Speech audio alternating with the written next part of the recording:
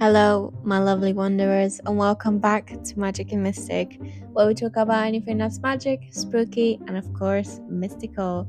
I'm your host, Agatha, your guide through the fog, your storyteller by the fire, and your companion on tonight's little strange journey. Tonight, we're continuing the path and following the footsteps of giants. Not the friendly ones from fairy tales, not the monstrous ones from old legends, but the ones people claim to have found in real life. Bones in the earth, strange artifacts, newspaper clippings from centuries ago, and whispers that maybe, just maybe, the world once held being far taller than any of us. So grab your tea, wrap yourself in something warm, and let's wander into the land of long shadows. So, the first story we're going to go into is the Catalina Island. It's just off the coast of California, a place of sunlit beaches, quiet hills, and according to one man, giants. Ralph Gilden, a self-taught archaeologist from the early 1900s, claimed he uncovered thousands of skeletons on the island. Not ordinary skeletons either, but towering beings, some allegedly 7 to 9 feet tall. Some had blonde hair and light skin, and he described the burial urns filled with children, ceremonial objects, and bones so large they seemed impossible. Here's the quote that always sends a little shiver down my spine. A race of great stature lived on Catalina Island, almost all males, averaging 7 feet in height, one a whopping 9 feet 2 inches. It sounds like something out of a myth, a lost tribe of giants living by the sea. But modern archaeologists reviewing Glyndon's work found problems. His methods were sloppy, his measurements were inconsistent, and one famous photo of him standing behind a skeleton creates an optical illusion that makes the bones look enormous. Still, the story lingers. Catalina Island has a way of holding onto its secrets, and sometimes legends cling to places like fog.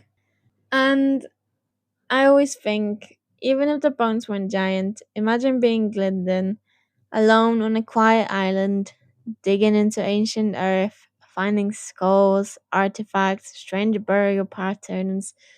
The mind fills in the rest. Imagination grows taller than the truth. It's only natural, and it's only human. The next tale comes from Facebook quote, but the story behind it is much older. It describes skeletons found in burial mounds. Some of them were bound with perfectly preserved bands of cedar. Others were charred. Weapons unlike these used by Indians, a necklace of mica, and an image made of burnt clay. It's eerie, ritualistic, and almost ceremonial. It fits into a wave of 19th century newspaper stories across America where towns reported finding giant skeletons buried in ancient mounds. These articles describe things like skeletons being 8 to 12 feet tall, strange weapons, and mysterious races that supposedly predated indigenous people. But when historians went to investigate, they found many bones were actually animal bones, some were hoaxes, and others were just normal skeletons photographed in misleading ways. Still, imagine being a farmer in 1879, digging into earth and finding several bands wrapped around a rib cage, or a clay figure with flint embedded in it.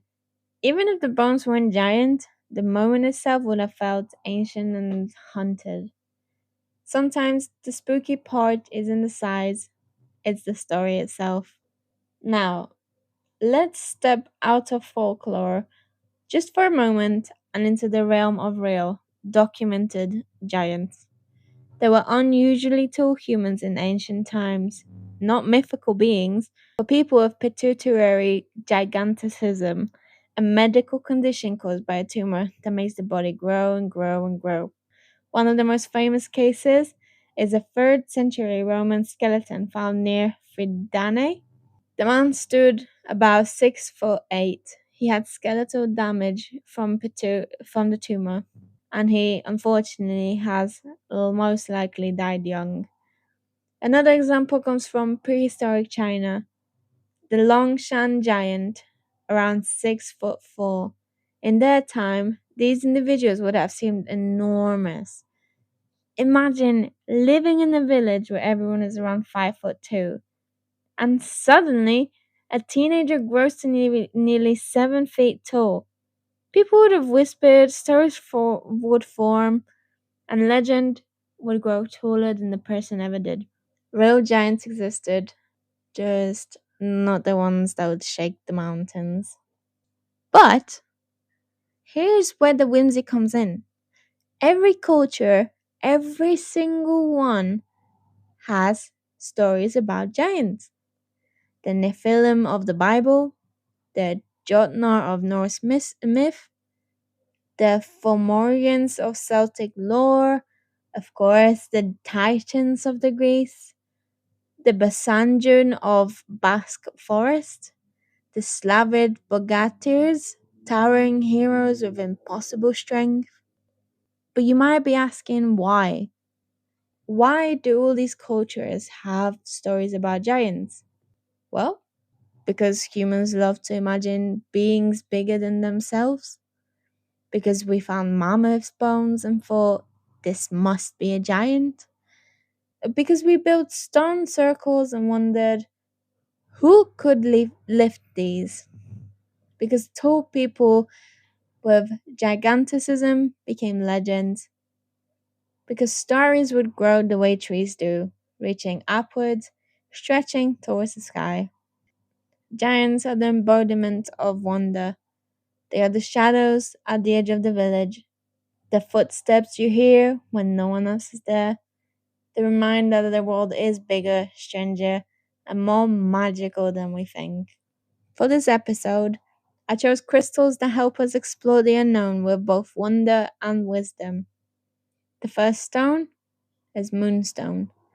Moonstone is the lantern in the fog. It encourages emotional balance and intuitive openness, perfect for wandering into mysterious topics without losing your grounding. The next one, lapis lazuli. Lapis lazuli is the scholar's stone. It brings clarity, honesty, and insight, helping you separate myth from the truth while still enjoying the magic in between. Together, they are perfect companions for tonight's journey. Alright, on to the tarot. Okay, so today's tarot pairing feels like it was chosen by the giants themselves. The first card I chose is the moon. The moon is illusion, intuition, and the unknown. The card of shadows, dreams, and things half seen. It reminds you that the mystery is not a threat, it's an invitation. Page of Sword. Page of Sword is curiosity, investigation, and clarity. It's the young seeker, lantern in hand, stepping bravely into the dark.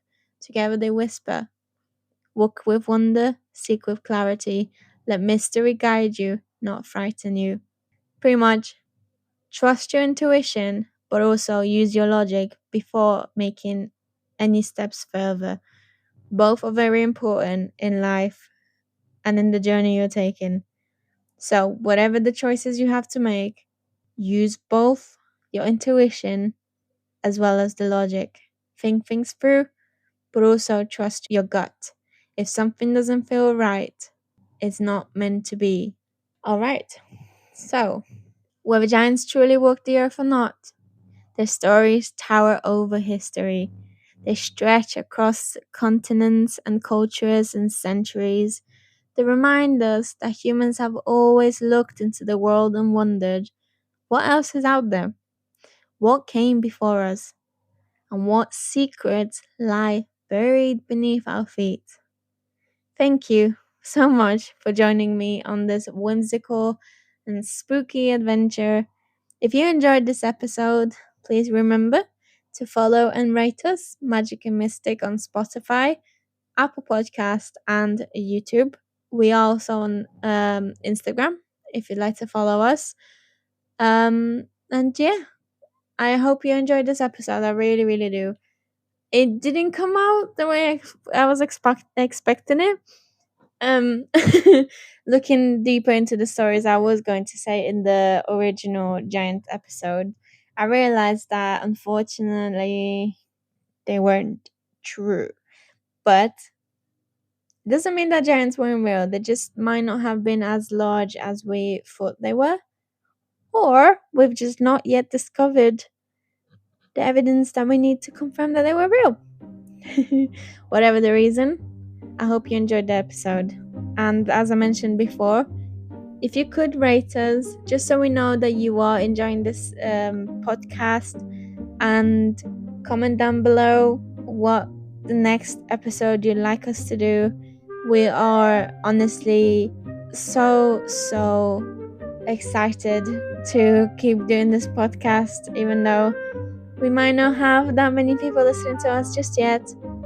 I personally really do enjoy doing these, and I know Alana does as well. And yeah, getting too sappy here. Yeah, I thank you so much for listening. I hope you enjoyed it. We'll see you again next week. Bye.